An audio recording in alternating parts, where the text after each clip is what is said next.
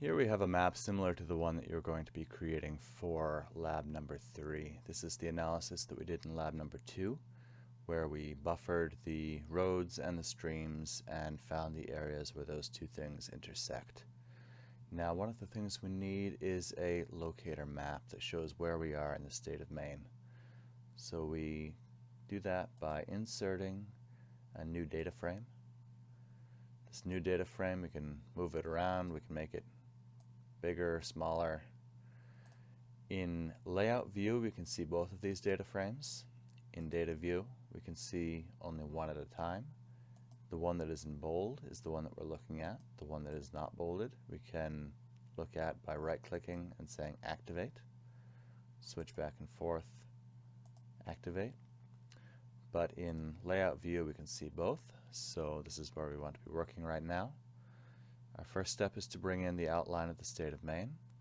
And we can use either the plain Maine boundary or Maine counties to ocean shorelines. Your choice. I'm going to demonstrate with the Maine counties.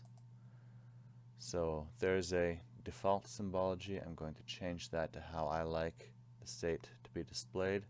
So I'll use the green. I'm going to set the outline width to 0.1, and I'm going to make the outline color white. And I think that makes things look pretty good. So now we need to have the extent indicator, which shows both where this map is and the extent of its boundaries on top of the state of Maine. So we can right-click, Properties, and if we go to Extent Indicators tab, find the title of our main data frame, Layers, which is the default. Click this button to add it in to show the extent indicator, and let's see what that looks like by default.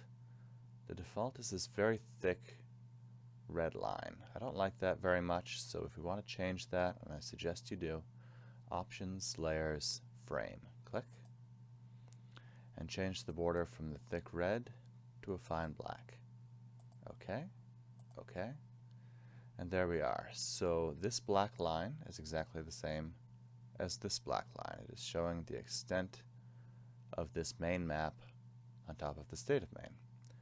So if we want to zoom in, so we need to have at least 6 of these buffer areas for our map. If we're zoomed all the way out, these are such small features, it's hard to see them.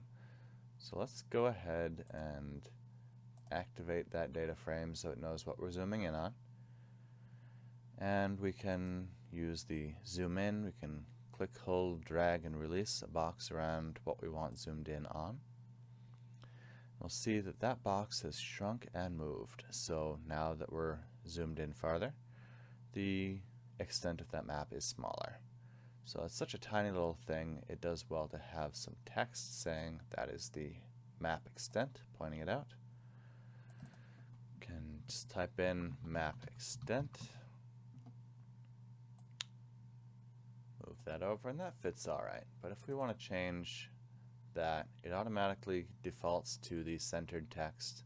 So if we put that on a new line, it becomes a centered map extent. So there's our locator map. Let's export this and see what it looks like as a PDF. Export map. I don't need 500 dots to the inch, 300 will do. Overwrite my last untitled map. Drawing, drawing, drawing, good. So this is what it looks like when you export it. So you can pretty clearly see where these items are.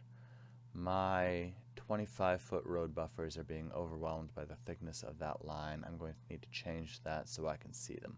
So that's a shortcoming that I'll need to fix. I'll need to add title and all sorts of other information about what we're looking at, a legend showing what these mean.